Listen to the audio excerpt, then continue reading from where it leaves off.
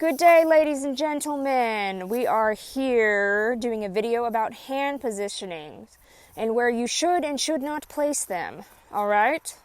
And the importance of why you should place them strategically and be aware of where you're positioning your hands. Now, when people tell you where to put your hands, you'll hear a bunch of different things. And a lot of people, it comes down to personal preference. For me, from experience and training, you got to be aware of where you put your hands and why you're putting them there. How it's going to affect your run, okay? Because your hands can completely botch your whole run if you don't know what you're doing with them. Now, people will tell you, pull to your hip, pull to your hip. Don't pull to your hip. Do not pull to your hip. Well, why shouldn't I pull to my hip, Bailey? That is because you're riding around in the arena and you decide, okay, I'm going to pull my horse into a one-rein stop. All right? And where do you pull when you pull your horse into a one-rein stop? You pull to that hip, right? So you pull to that hip, and the reason for a one-rein stop is to get your horse, if whatever they're doing, you get them to disengage that hind end. You gain control over them, right? So, why would you do that during a run? Why would you pull to your hip during your run? Because the same physics of it is going to apply going around a barrel as loping around the arena and doing it in a one-rein stop. Okay? And so you are causing your horse to lose that forward momentum and losing that forward motion that you need for them to keep driving up under themselves, to drive around that barrel using that ginormous engine of theirs. And when you do a one-rein stop, or when you pull to your hip, you're disengaging that. You're shutting that part of the body down. And then you're asking them to keep driving forward. And you're wondering, well, why did they stop driving? Why did they pop their hip out? Why did they do that? Because your hands told them to.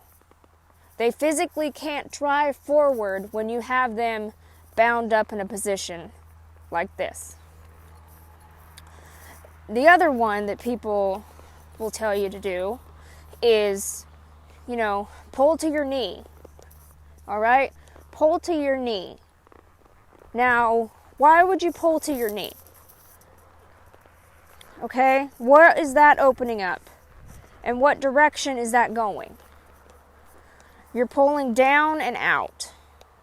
Okay? So, you're not so much going to pop that hip out, but they're going to naturally do it because you just opened up this door. And where this door leads is, you can get lazy, you can drop that shoulder, you don't need to no longer drive, all right? And so, you see, in a sense, they do just continue, they start dropping on that front end, and they will disengage their hindquarters. And so another one where you just messed up your barrel, you just messed up your turn, your horse dropped in on the front end, they popped that hind end out. They probably even, bowed around that barrel and in that turn instead of, staying nice and driving. They probably did one of these moves. They probably went like a, oh my God, I don't know what I'm doing. Oh! All right? So, you can't blame your horse for that one. Why? Because you left this door wide open for that. And they did what their body is going to allow them to do when they're dropped on their front end and this is wide open. You just lost more structural control in that turn. Same thing when their hip pops out. You lost that forward momentum the moment you lost that hind end power. So you want your hands as a guide. You don't want them to be all squirrely and willy-nilly in a turn, right? So your hands need to be that stability. And also, not to interfere. Your hands aren't there to do the work for them. It's their job to do the work. It's your job to be up there as a guide. Your horse's training should be, top and controllable, and they need to know their job before. If your horse is struggling, no matter what you're doing, they're lacking some foundation in there. All right? Because they need to be held accountable for their part of the job. And so, when I'm going into a turn, I'll move up here a little bit. When I'm going into a turn, I'm not going to just get up there, whoa, check them up, and then just toss them the reins and expect them. I'm going to hold my hands in a sense to where they're going to have that stability if they need it, or if I need to sort of, hey, bump, pick them up a little bit if they're sort of dragging in on my hand, or if I could feel them sort of, dropping down a little bit, I can pick them back up and say, no, sir, get back in line, get back in your positioning. So, your hands are there as a guide. So going in, my hands are, I'm riding, I'm here, and then they're there, all right? And when I'm working my way around a barrel, then yes, I will open it up slightly for them, to finish that turn, to get out of their face, get out of their way. But going in and on the backside, there's access points around a barrel you need to hit. And if your hands are interfering with that, they're not going to hit those access points as they need to.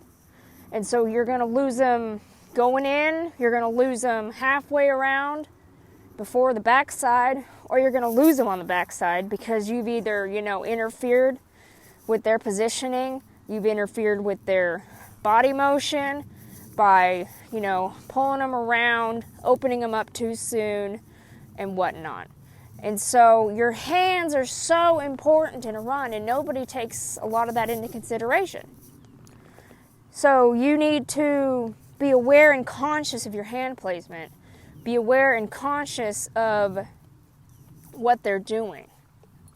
If you have a friend with a GoPro and they have a chest mount, I think everybody, at least once or twice, should wear one so they can really see what their hands are doing. Because videos don't lie, pictures don't lie.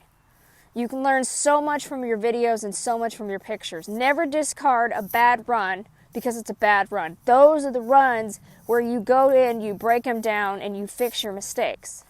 I have always been one and adamant about it because that's where you make mistakes. You don't think these pro athletes are going and watching their best moments. No, they're going back and they're going in that playroom and they are sitting there and analyzing every single step they took, every single pivot they made in order to see where they miscalculated their actions and how it affected that play. Same thing goes for barrels. It's not just going around 3 barrels as fast as you can. If you want to be successful and you want to see a lot of improvement in yourself and your horse, you go and study those runs. Don't be afraid to.